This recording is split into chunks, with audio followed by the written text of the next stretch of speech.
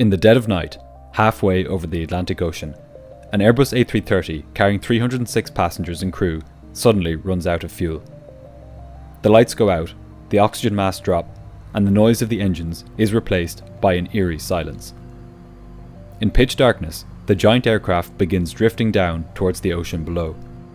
The pilots are stunned and begin trying to glide the aircraft as far as possible. The flight attendants prepare the passengers for an emergency ditching in the ocean, something which is likely a death sentence for everyone on board. This is a living nightmare, but incredibly, it never had to happen in the first place. Many accounts of this incident focus on its technical aspects, but that is only half of the story. The truth is that at bottom, this is a fascinating story about human psychology. It's a story about how people make decisions under pressure when faced with ambiguous information. This is the story of Air Transat Flight 236.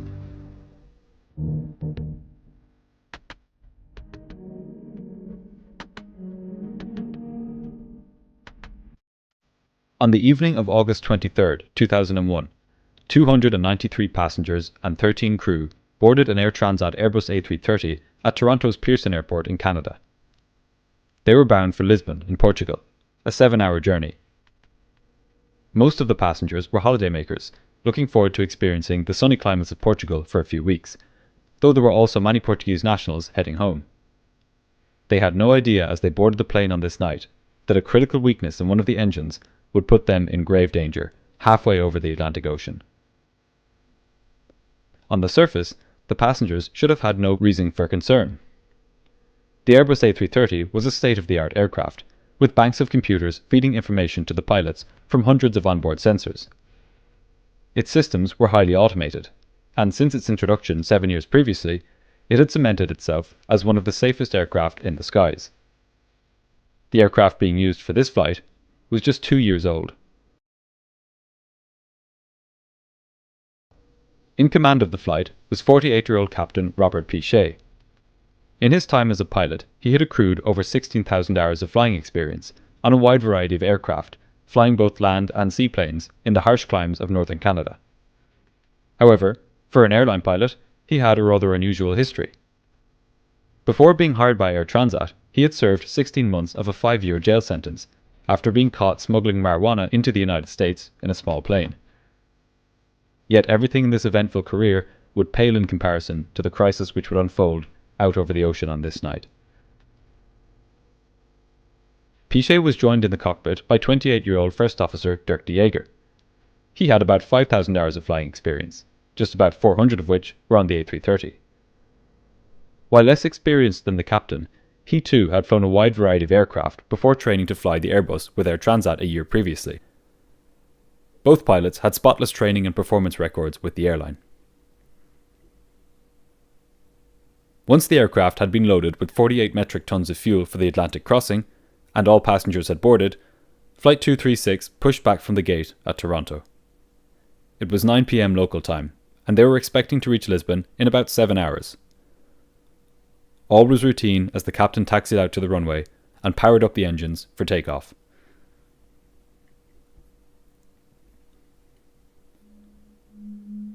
Once airborne, the pilots turned the plane out east and climbed up to a cruising altitude of 39,000 feet. For the first few hours, all was well on board. The passengers settled in to get some rest, as they were scheduled to reach Lisbon in the early morning. During long-haul flights, there is not much for the pilots to do in the cockpit. Here is a copy of the cruise checklist used by the pilots on this flight. Their duties mainly consisted of checking the fuel quantity against the flight plan, providing position reports to air traffic control, as there is no radar over the oceans, and monitoring the aircraft's systems. All was routine in the cockpit for the first 4 hours as the plane sped across the Atlantic. But just after 5 in the morning GMT, as the flight was about halfway over the ocean, the pilots got an unusual reading regarding engine number 2, the engine on the right-hand side of the plane. Their onboard computers were advising them that the oil pressure in the engine was high, that the oil quantity was low, and that the oil temperature was low. The pilots had never seen this combination of warnings before. Normally, over the course of a flight, engine oil temperatures rise, they don't fall. the pilots searched through their flight crew operating manual, or FCOM, to see if they could find any explanation for the unusual readings. But there was nothing in any of the manuals which could explain this combination of indications. When this search turned up nothing, they radioed Air Transat's maintenance control centre in Mirabel, Quebec, back in Canada. They relayed the unusual indications to the dispatcher, who said that he would look into it and get back to them. In the meantime, the pilots continued monitoring the engine indications. In the passenger cabin, there was no sign of trouble. Many of the passengers were asleep. In a few moments, they would be in for a rude awakening. About 30 minutes later, just after 5:30 in the morning GMT, an advisory message appeared on the ECAM, the centre display in the cockpit. The pilots brought up the fuel page on the ECAM and saw that there was a fuel imbalance between the tanks in the left wing and those in the right wing. A fuel imbalance is unusual, but generally it is not cause for alarm. To fix it, the pilots opened the crossfeed valve, which allowed fuel to flow from the left wing tank into the right wing tank. However, barely 10 minutes after the pilots had done this, the instruments indicated that the total fuel on board had dropped below the level required to reach Lisbon. Now things were starting to get serious. They were halfway across the ocean and they couldn't make it to Europe. Over the middle of the Atlantic, the pilots didn't have many options in terms of diversion airports. In fact, their only option was an airport in the Azores Islands, which is a small string of Portuguese islands in the middle of the Atlantic. They set course for Lajes Airport on the island of Terceira and notified Santa Maria Air Traffic Control that they were diverting due to a fuel shortage. By this point, the plane had just 7 tons of fuel on board. This may sound like a lot, but it's just 6% of the A330's total fuel capacity. And it was still falling much faster than usual. If the fuel readings were true, the crew's situation was dire. The rapid rate of fuel loss shown in the instruments was entirely consistent with there being a massive fuel leak. But the pilots doubted that there was a fuel leak. For one thing, nothing had happened during the flight which would cause fuel to suddenly start leaking from the aircraft. There were no bangs or noises, no severe turbulence, no lightning strikes, nothing. The fuel consumption for the first 4 hours had been entirely normal. How could a new plane like this A330 suddenly start losing fuel during the calmest portion of the flight? Second, the captain had asked the flight attendants to check if there was any fluid trailing back from the wings or the engines, and they had found nothing. And finally, the rate of fuel loss was so great, literally a metric ton of fuel every 5 minutes, that it just seemed impossibly high. To have just 7 tons left midway across the Atlantic, after every fuel check up to that point was completely normal, was basically inconceivable. Both pilots concluded that it was far more likely that the fuel readings were simply erroneous. Fuel leaks on passenger aircraft are so rare, in fact, that neither pilot had been trained on how to identify and deal with them at any stage of their training. There is a checklist for the event of a fuel leak, however. This here is a photocopy of the one the pilots of Flight 236 had on board at the time. But, other than this, the pilots were simply not primed to frame the problems they were seeing in terms of a fuel leak. On top of this, they had already more or less concluded that the indications they had received earlier in the flight about the engine oil were likely in error. In a complicated aircraft like the A330, bad data generated by faulty sensors is far from an unheard of occurrence. So when the pilots saw that the fuel indications were showing frankly unbelievably low levels of fuel, they assumed that these indications were erroneous too. The tragic truth, of course, was that the pilots were right to think that both the engine oil indications and the fuel level indications were related. Although, unbeknownst to the pilots, the common factor explaining both of them was not a computer glitch, but a massive fuel leak in the right-hand engine. Deep inside engine number 2, a vibrating hydraulic pipe had rubbed through the outer casing of a fuel pipe, rupturing it, and causing fuel to come spewing out into the engine at a terrifying rate. This had been the source of both the odd-looking engine oil indications and the low fuel indications. The psychological phenomenon known as confirmation bias played a crucial role here. The crew's initial mental model of their situation was that the engine oil indications were the result of faulty sensors. When building a picture of the world, or a mental model, people tend to act like lawyers rather than scientists. They look for evidence which bolsters their case, rather than evidence which might disconfirm it. Even as new evidence came in which suggested a fuel leak, such as the fuel imbalance and the rapid fuel loss indications, the pilots neglected to take a step back and re-evaluate their initial hypothesis. It is well known in psychology that under conditions of stress and high workload, this phenomenon is especially powerful. The pilots were so busy talking to maintenance control, carrying out checklists, and coordinating the diversion with the cabin crew and air traffic control that they had little opportunity to re-evaluate their understanding of the situation. Despite having been feeding fuel from the left tank into the right tank minutes previously, the imbalance between the two tanks still remained. In fact, the aircraft was losing fuel at a prodigious rate. Yet, for the reasons just mentioned, the pilots couldn't quite believe that there was a fuel leak.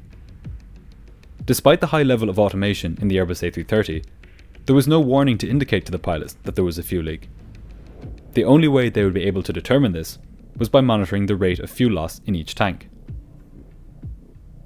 But just in case there was indeed a fuel leak in the right wing, the pilots turned the right wing fuel pumps on and the left wing fuel pumps off to reverse the direction of the crossfeed, so that fuel from the right wing tank was now being used to feed both engines.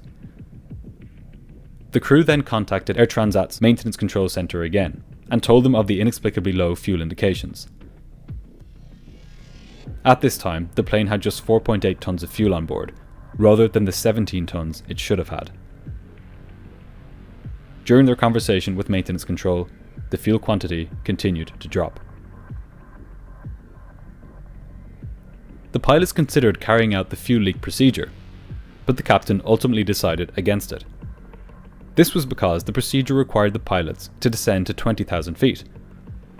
The captain figured that if there was indeed a fuel leak, then descending would be a terrible idea, as running out of fuel at their current high altitude of 39,000 feet was much better than running out of fuel at just 20,000 feet, which was nearly half their current altitude.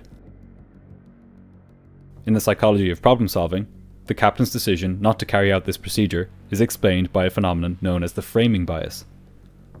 In decisions where risk is involved, people tend to frame their options in terms of gains and losses.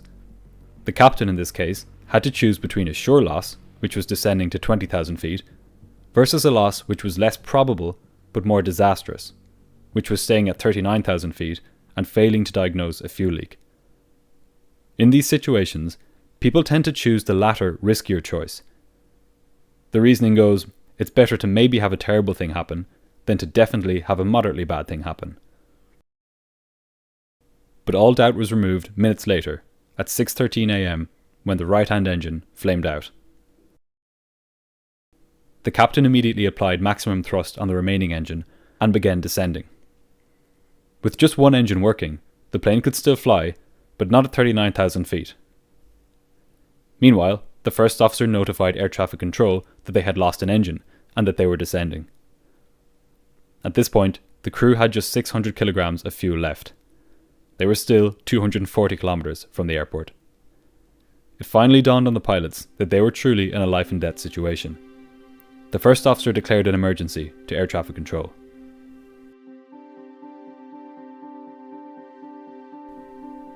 Then, 13 minutes later, and still 120 kilometers from the airport, the left-hand engine flamed out. One of the most technologically sophisticated aircraft in the skies had now been reduced to a gigantic glider. The loss of both engines meant that the plane was now without electrical power. A fan, known as the ram air turbine, automatically deployed from underneath the aircraft's fuselage. By spinning in the wind, it generated a small amount of electrical power, which was used to supply the captain's instruments, as well as a few other critical systems. The captain had one task: to stretch the glide as far as possible in the hope that he could make the airport. The lives of all 293 passengers hung in the balance. The passenger cabin had been plunged into darkness with the loss of electrical power, and without engines, there was an eerie silence in the air. The captain told the flight attendants to prepare the passengers for a ditching in the water. This was basically a death sentence for everyone on board. At night, with no way to see the water rushing up to meet them, and with the big swells of the Atlantic Ocean, a crash landing in the sea would tear the fuselage apart, and any passengers who weren't killed by the impact forces would likely drown. The few who survived the initial impact would soon succumb to hypothermia. So the choice which appeared to Captain Pichet between ditching in the ocean and trying to glide to the airport was a false choice, really. His only hope was to glide to the airport. But in the dead of night, with over 100 kilometers still to go, this was no easy task. The plane was descending at 2,000 feet per minute, and at its current altitude of 30,000 feet, this meant that no matter what, in 15 minutes, the plane would be down. Whether it ended up in the sea or on the runway was entirely in the hands of Captain Pichet. Without engines to feed air into the cabin, it was beginning to depressurize. The oxygen mask dropped, and the passengers scrambled to put them on in time. The pilots also donned their oxygen masks. While the captain had some experience doing engine-out landings in smaller aircraft, the task he was now faced with was like nothing he had ever experienced. It was nighttime, he was 100 kilometers from the airport, and the A330 is far from a perfect glider. On the A330, like on all passenger jets, the engines don't just power the plane forward. They are also a source of electrical and hydraulic power. The loss of both engines had caused several important systems to stop working. For a start, the plane had lost 2 of its 3 hydraulic systems. These powered the stabilizer on the tailplane, making it harder for the captain to control the pitch of the plane. The aircraft had also lost most of its wing spoilers, the nose wheel steering, and the thrust reversers on the engines. In other words, the plane was not only without engine power, but it was now harder to control in the air, and if Pichet did manage to get it to the runway, it would be harder to steer and to stop. At Lajes Airport, the tower controller began turning the runway lights on and off in order to show the pilots where the airport was. The crew could see it from a long way out on the horizon, a lone point of light in the dark Atlantic Ocean. In order to keep the aircraft aloft for as long as possible, the captain flew the descent at a speed between the recommended glide speed and the stall warning speed. If he found himself at too high an altitude on approach, he could descend faster to lose speed no problem. But if he ended up too low, there would be no way to get that altitude back. He wanted to keep as much altitude as possible during the descent. But there were a few more constraints Pichet had to contend with. He had to keep his speed above 140 knots, or the ram air turbine would stop generating electricity. At the same time, he couldn't go faster than 200 knots, or the landing gear wouldn't extend. And because he was gliding, the only way he could control his airspeed was by pitching the nose up or down. Behind him, 293 passengers were preparing for a ditching in the ocean. The flight attendants instructed them on how to adopt the brace position. The cabin was deathly silent as the minutes ticked on. As the captain neared the airport, he saw that his attempts to keep the aircraft high had worked. Only they had worked too well, and now there was a new problem. The plane was too high. He was 8 miles out, and still at 13,000 feet. On a normal approach, he would have been at about 3,000 feet by this point. If he made the approach now, he would have to descend steeply, which would increase his airspeed to the point of making a landing impossible. So, rather unnervingly, given the lack of engine power, Pichet now had to put some distance between himself and the runway. He began a 360-degree turn to lose altitude. During this turn, the first officer lowered the gear and extended the slats at the front of the wings. These provided extra lift, which would allow the aircraft to fly more slowly, without producing too much drag. This turn was an unsettling maneuver, as for half of it, the plane was facing away from the airport. Finally, after 2 tense minutes, the captain brought the wings level as the runway came back into view. He was still high, however, and yet he wasn't high enough to do another 360-degree turn. Because of this, as he neared the airport, he carried out a series of S-turns, banking the aircraft hard to the left and then hard to the right, in an attempt to put more distance between himself and the runway. At Lajes, the full complement of rescue vehicles were dispatched to meet the aircraft on the runway. Fire brigades and ambulances waited by the runway, preparing for the crash landing of a fully loaded A330. The first officer carefully monitored the plane's airspeed as the captain flew the final approach. Without flaps, they had to keep a much higher airspeed than normal, about 200 knots compared to the usual 145 or so. The first officer called out airspeeds and altitudes to assist the captain as the runway came up to meet them. There would be no go-arounds or missed approaches. Piché had one chance to bring the plane down on the runway.